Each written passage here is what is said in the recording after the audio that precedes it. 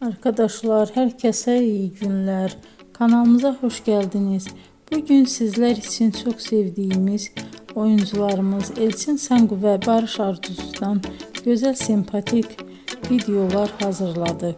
Barış Arduç, Kuzgun, Kiralık Aşk, Alp Arslan Böyük Selçuklu, Dinle Sevgili, Hanımefendi bu dizilerde rol almış ve herkesin beğenisini kazanmıştır. Ben de sizler için onların romantik karelerini hazırladım.